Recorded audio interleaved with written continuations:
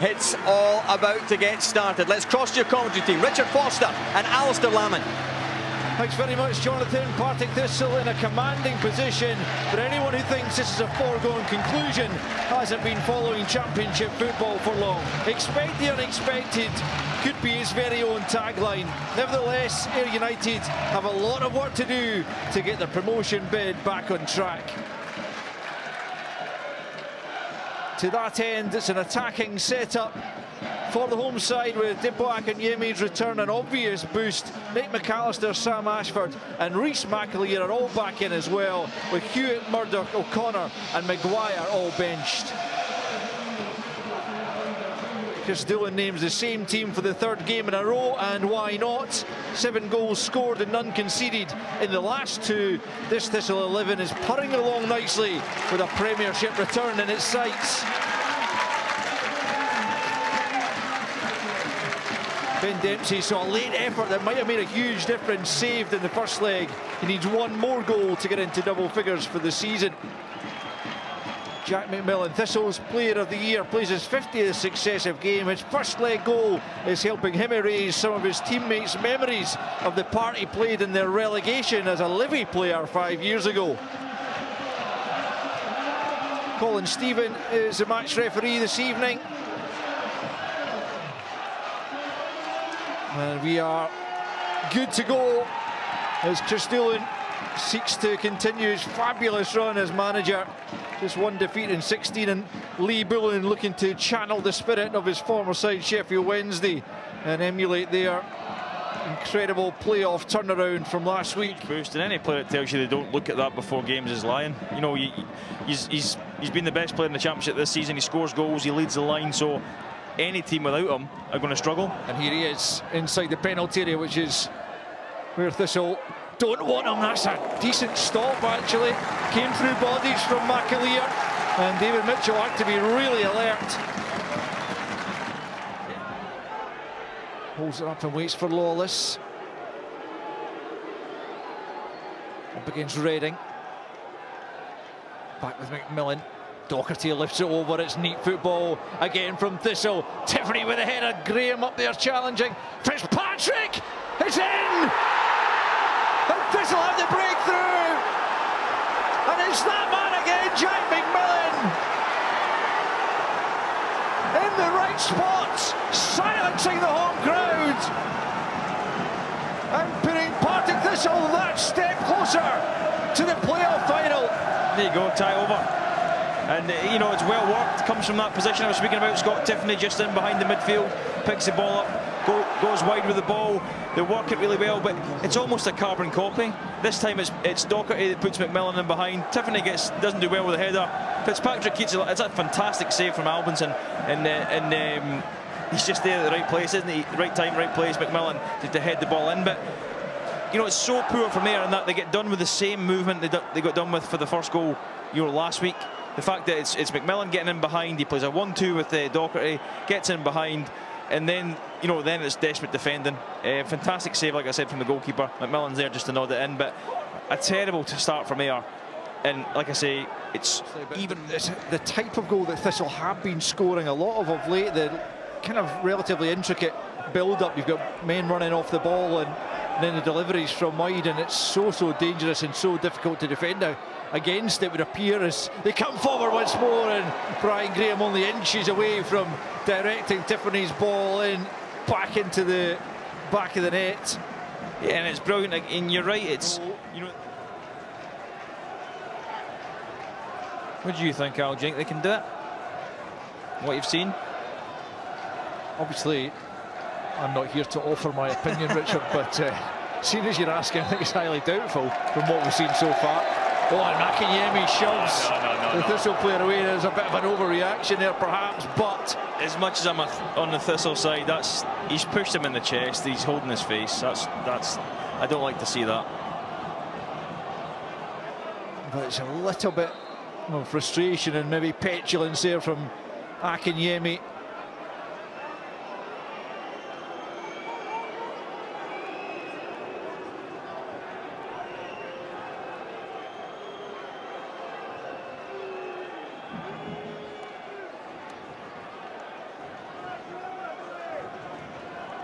He's certainly been held, but it's a pretty angry reaction, isn't it? Push, Al. I mean, Muirhead's got his arm around his neck.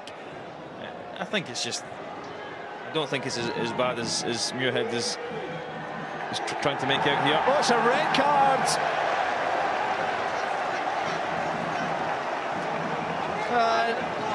Things go from bad to worse. Dipo Akinyemi's absolutely furious. But he's lost the plot here. And whether you feel that was harsh or otherwise, it was a silly reaction from Dipo Akinyemi.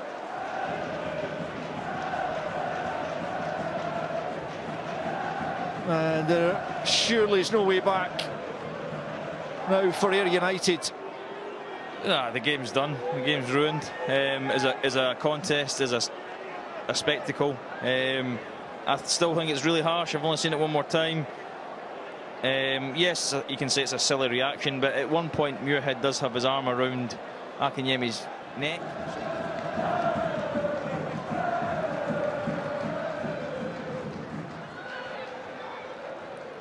Dempsey.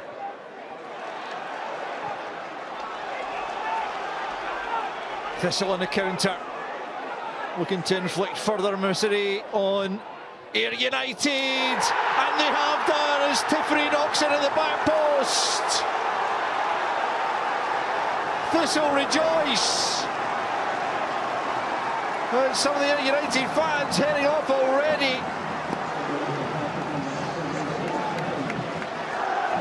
It was a devastating counter-attack. I know Ayr had out of 10 men, but within one pass, you know, Fitzpatrick set away down the left-hand side. No one can catch him. And then when he gets there, he's got the technique, the ability to just bend that ball into a fantastic area. Gets a bit lucky, goes through the defender's legs. But Tiffany's there, and it's a really tidy finish because it comes up quick. He doesn't have a lot of the goal to hit. But this could become any score Thistle want now, because they're so far on top. They're a man up, and Ayr have got nothing left to play for up. Let's see what Ayr United can do here. Thistle flooding bodies back though. Mullen challenged and losing out. That just highlights what I said about Ross Docherty. Brian Graham holding his line well and trying to beat Albinson. And it's good goalkeeping from Albinson, as Brian Graham did brilliantly to bend his run and stay onside.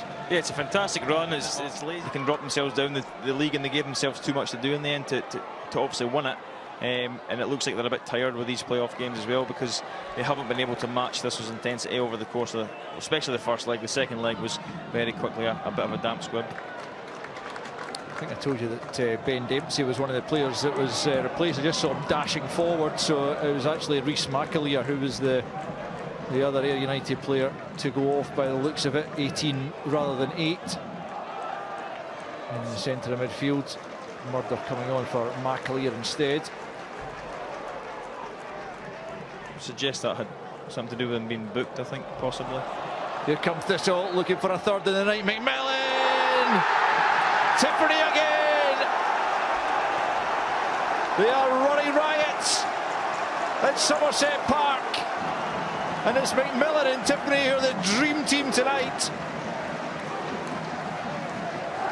Yeah, it's good play from Thistle. You know, they haven't been able to deal with McMillan's forward runs. He times them so well, and when he gets into those areas, he's got quality. You know, you see him in the area. It's a fantastic ball with Lawless. He runs off the back of the Ayr player. Yeah, I'll give them the benefit of the doubt there. I'll say that was a finish and not his touch. But yeah, you look at McMillan here, great timing and run, good touch. I thought he could have shot himself. He puts a great ball across and a good finish from Scott Tiffany. And like I say, Ayr just need to be careful now that it doesn't become embarrassing, because Thistle will look to get more goals because they'll want to go into next week full of confidence. And they scored 10 goals without reply in the last goal with Kelly against Dundee. Not so much last year when St Johnstone were able to see off Cali Thistle, as McAllister was about to enter the referee's notebook for that challenge. To be fair, that's It's one of the only times he's actually got close to Fitzpatrick to stop him, and he just drags him to the ground. I think he actually stands on him as well, you know. That's a naughty one for me. I think he's meant it. I think he can possibly avoid doing that.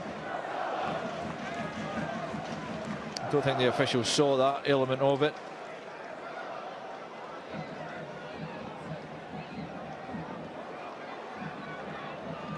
And the apology offered.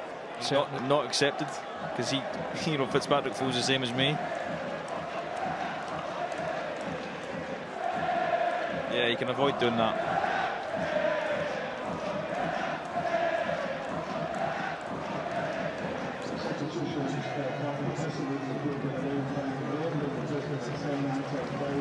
Check of the chest to see if the stud marks are showing. They want him being in the team. Turner finds Fitzpatrick.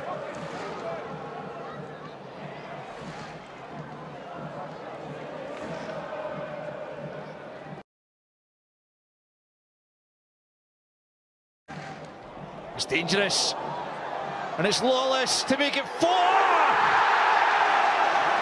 Stevie Lawless with a cool finish, and the damage just keeps getting worse for Ayr United.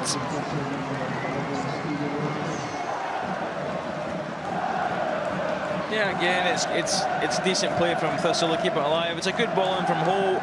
The goalkeeper makes a mess of it. He's either got to catch that or get some distance on the punch. And full credit to Lawless, shows great composure, takes a good touch, sells the defender a dummy, and just reverses the ball back into the bottom corner. But the goalie will be disappointed with the part he plays in that. Good hold-up play initially from Dowds. It's a good cross from Holt, but the goalkeeper should deal with that far better. And then we see here Lawless, great composure, takes a touch, another touch, and then just reverses. It's almost a training game now for Partick Thistle.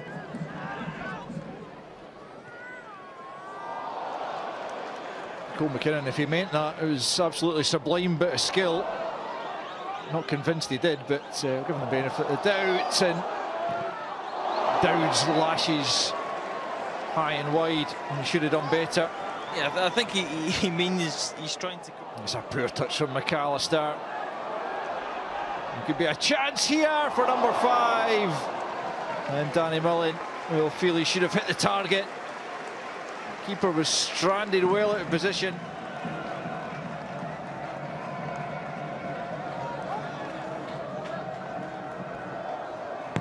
Here's Turner's latest delivery, and it's a difficult looking one to deal with.